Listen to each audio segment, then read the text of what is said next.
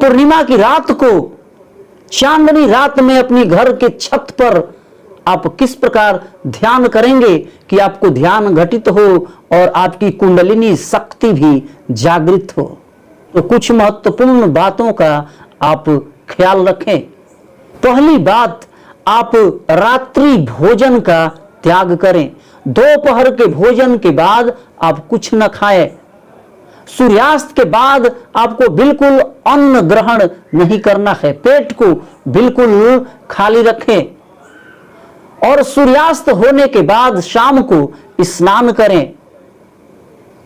और यदि आप वस्त्र धारण करना चाहते हैं तो सफेद वस्त्र धारण करें। चंद्रमा के रंग और आपके रूप रंग में कुछ समानता होनी चाहिए तो आकर्षण और जबरदस्त होगा। वैसे तो आपकी रीढ़ की हड्डी में जो कैल्शियम भरा है वह प्योर व्हाइट है, वह पूरी तरह से सफेद है। चंद्रमा अपने आप उस तरफ आकर्षित होता है।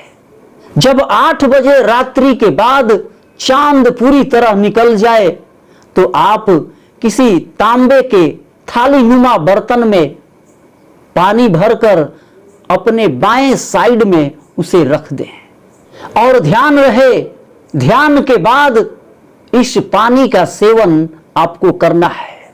सुखासन, पद्मासन या सिद्धासन में बैठ जाएं। अपने दोनों हाथों में ज्ञान मुद्रा लगाएं।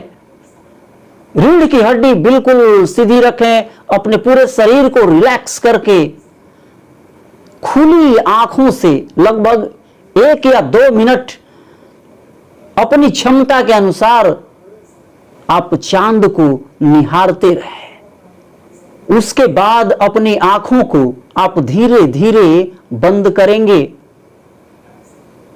अपनी सांसों को आप देखते रहेंगे और अपने आंखों के पीछे की मांसपेशियों को बिल्कुल रिलैक्स हो जाने देंगे।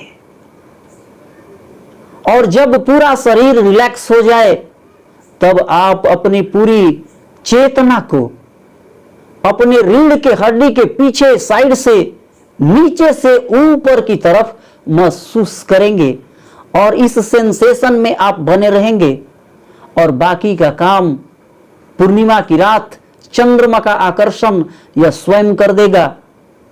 धीरे धीरे धीरे आप ध्यान की चेतना में, शून्यता में पहुंच जाएंगे और आपके 7 चक्रों में सेंसेशन महसूस होना शुरू हो जाएगा और यहां तक कि आपकी कुंडलिनी शक्ति भी ऊपर उठनी शुरू हो जाएगी।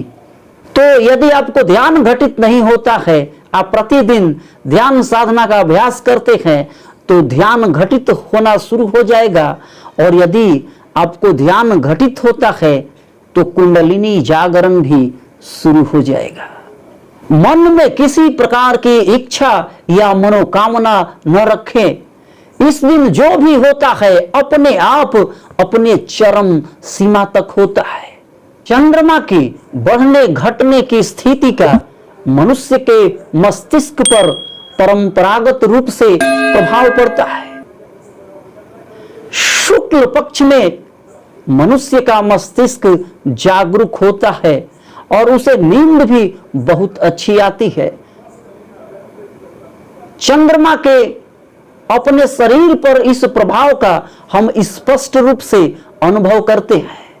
चंद्रमा का इस पूरी सृष्टि पर एक महत्वपूर्ण प्रभाव पड़ता है, चाहे वह जड़ हो या चेतन। पूरी प्रकृति में एक स्पंदन, वाइब्रेशन और सेंसेशन होता है और यह पूरी तरह परिवर्तनशील होता है।